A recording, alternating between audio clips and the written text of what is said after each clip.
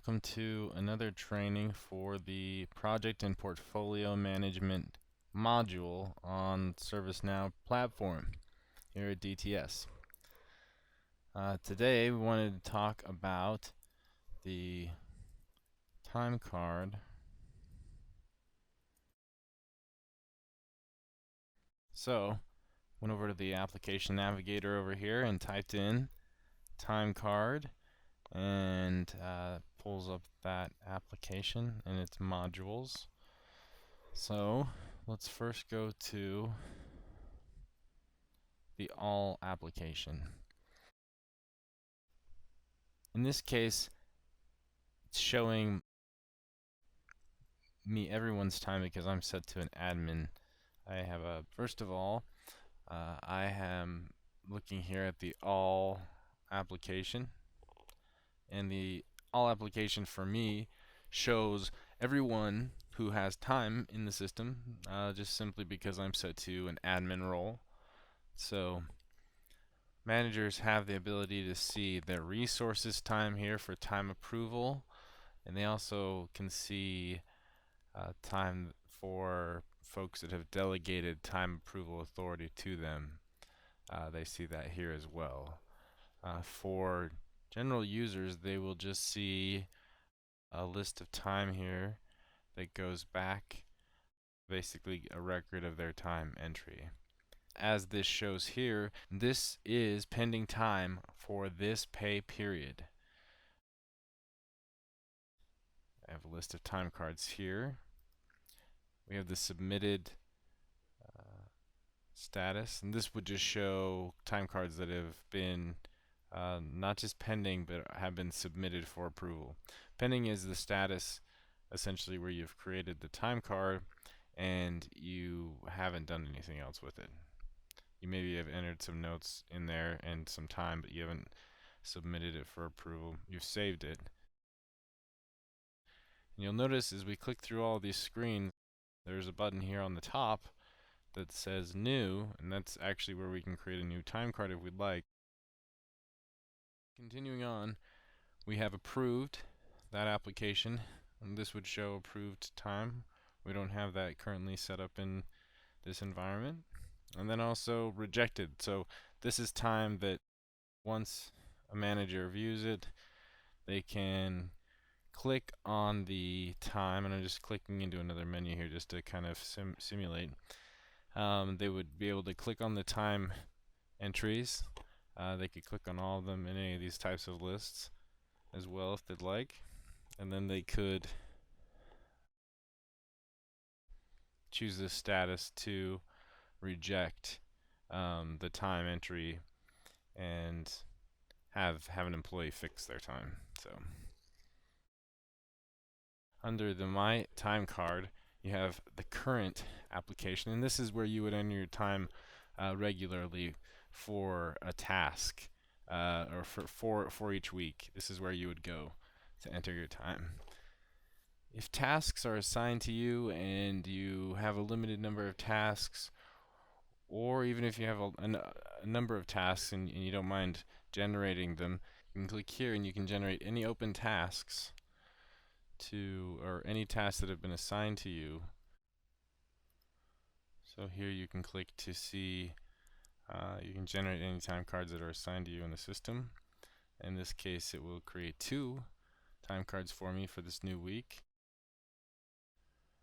I can enter my time here. This is the time card itself. In this case, we have your time fields, so you can enter your time.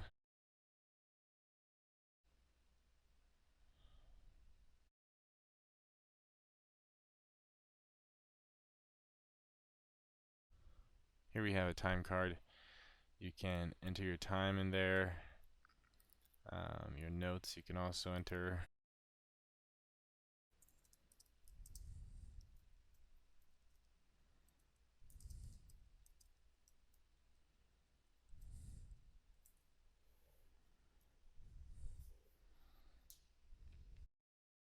From here you can also enter shift differentials if that's applies to your work. Our state here can be changed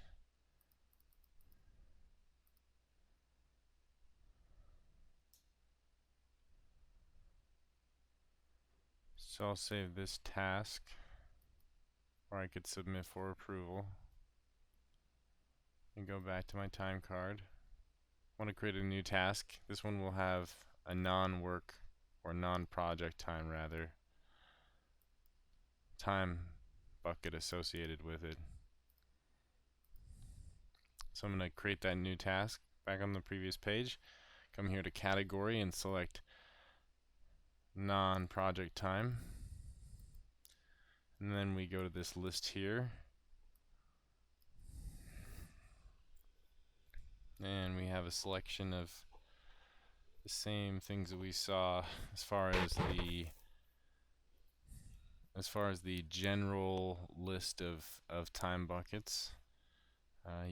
New ones will be added soon that were more specific to departments. These are all searchable.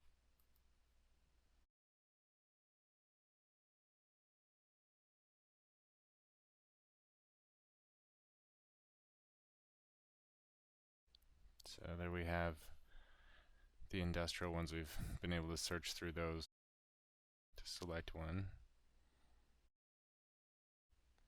Okay, I'm just going to choose a standard one.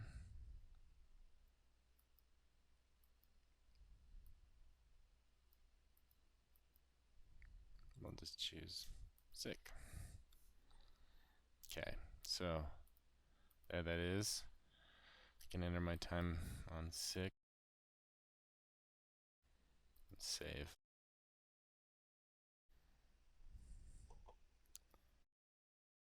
Let's submit this for approval. You'll see that I could also revert depending if I decided I needed to change that. I could delete the time card if that was in error. Of course, I could also change the category and the task name. You can see here there's the task that we just entered, or the time card rather that we just entered. And you can scroll across and see the notes. If I scroll over notes that have the ellipsis on the end, the dot dot dot, it will display the full note text in a window, in a hover over window. You can see that I can also select all of these and perform available actions. So in this case I can revert one of the time cards depending, because remember we just changed one to submitted, and then I could submit the remaining 4 for approval. So I'll go ahead and do that real quick, and now they're all submitted, and it just actually goes to the first task selected as a confirmation for that. It's also worth pointing out, and I've mentioned this in the previous video, you can go to the time card through your tasks. So I'm going to go to my list and see tasks assigned to me. In the My Tasks list, you will see tasks that are only assigned to you. So you can select those tasks and enter time against them through the task. So this will show up as something that's assigned to you, and on any task form you can scroll down to the related list, click on the time card tab, create a new time card for that week, enter your time,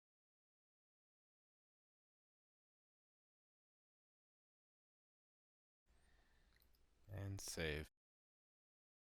So this time card was created through the task, but it's also accessible on the time card application itself. Similarly, you could enter time against tasks which were assigned to your group, but no specific user. This would be more of a shared task mentality within an assignment group. That concludes this training for the time card and entering time. Thanks for your time. No pun intended.